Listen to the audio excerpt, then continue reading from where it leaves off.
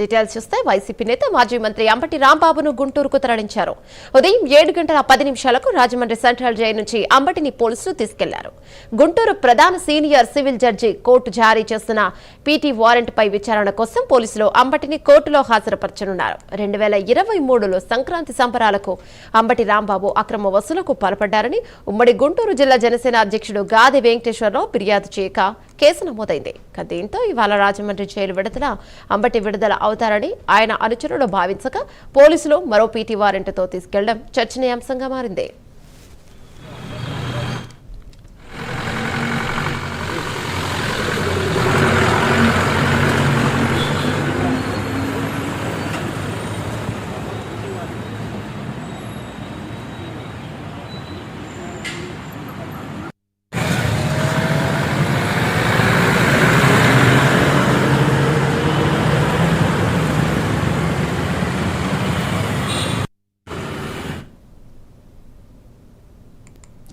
YCP నేత మాజీ మంత్రి అంబటి రాంబాబును గుంటూరుకు తరలించారు. ఉదయం 7:10 రాజమండ్రి సెంట్రల్ జైలు నుంచి అంబటిని పోలీసులు తీసుకెళ్లారు. గుంటూరు ప్రధాన సీనియర్ సివిల్ జడ్జి కోర్టు జారీ చేసిన పీటీ వారెంట్ పై విచారణ కోసం పోలీసులు అంబటిని కోర్టులో హాజరుపరచనున్నారు. 2023లో సంక్రాంతి సంబరాలకు అంబటి రాంబాబు అక్రమ వసూలుకు పాల్పడ్డారని ఉమ్మడి గుంటూరు జిల్లా జనసేన అధ్యక్షుడు గాదే వెంకటేశ్వరరావు ఫిర్యాదు చేయగా కేసు నమోదైంది.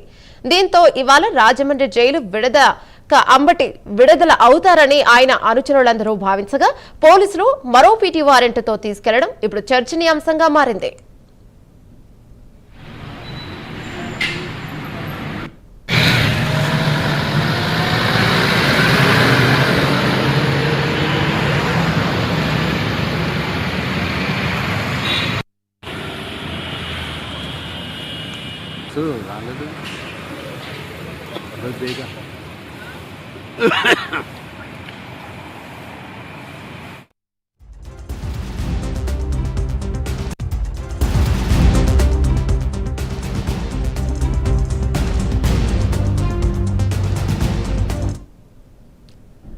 వైసీపీ నేత మాజీ మంత్రి అంబటి రాంబాబు ఇవాళ విడుదలవుతారని వైసీపీ నేతలు ఆయన అనుచరులందరూ భావించగా మరో పీటీ వారెంట్తో పోలీసులు ఆయనని జైలుకు తరలించడంపై చర్చనీయాంశంగా మారింది. దీనిపై మరింత సమాచారం మా కరెస్పాండెంట్ రవికృష్ణ అందిస్తారు. రైట్ రవికృష్ణ, ఏంటి అప్డేట్స్?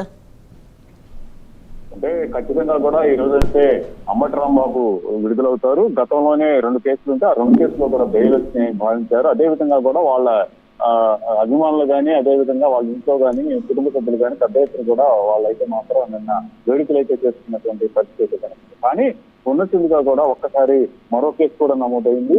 ఏదైతే అంబటి రాంబాబు మంత్రిగా ఉన్నటువంటి సమయంలో 2023లో ఆయన సంక్రాంతి సంబరాల కార్యక్రమాన్ని చేసి ఆ కార్యక్రమాలకు సంబంధించి ప్రధానంగా లక్షీకి నిర్వహించారు. ఆ లక్షీకి సంబంధించి దాంట్లో లక్షీకి తీసుకోవాలి కంపల్సరిగా ప్రతి ఒక్కళ్ళు 100 రూపాయలు కట్టాలి అనుకుంటూ ఎవరైతే పెన్షన్ తీసుకున్నటువంటి వాళ్ళు గవర్నమెంట్ పెన్షన్ తీసుకున్నటువంటి వాళ్ళు ఉన్నారో వాళ్ళందరికీ దగ్గర నుంచి కూడా 100 రూపాయల చొప్పున కూడా కట్ చేసుకున్నారు. అది పెద్ద ఎత్తున కూడా ఆ రోజుల్లో మాత్రం సోషల్ మీడియాలో కూడా వచ్చింది. ఆ తర్వాత దానికి సంబంధించి గుంటూరు జిల్లా జనసేన పార్టీ అధ్యక్షుడైనటువంటి గాదే వెంకటేశ్వరరావు పోలీస్ స్టేషన్ లో ఫిర్యాదు చేసినప్పుడు కూడా ఆ ఫిర్యాదును అయితే తీసుకెళ్లేదు. తర్వాత ఆయన కోర్టు ద్వారా ప్రొసీడ్ కావడంతో ఆయన మీద కొత్తనపల్లిలో కేసు నమోదైంది. దానికి సంబంధించి ఆ కేసును అయితే పీటీ వారెంట్ జారీ చేశారు. ఈ పీటీ వారెంట్ జారీ చేసినటువంటి పరిస్థితుల్లో ఇవాళ మరో 11 ఆ టైంకి గుంటూరుకు సంబంధించినటువంటి కోర్టు న్యాయస్థానాన్ని తరలిస్తారు. అక్కడ మరి ఆయనకి బెయిల్ ఇస్తారా లేకపోతే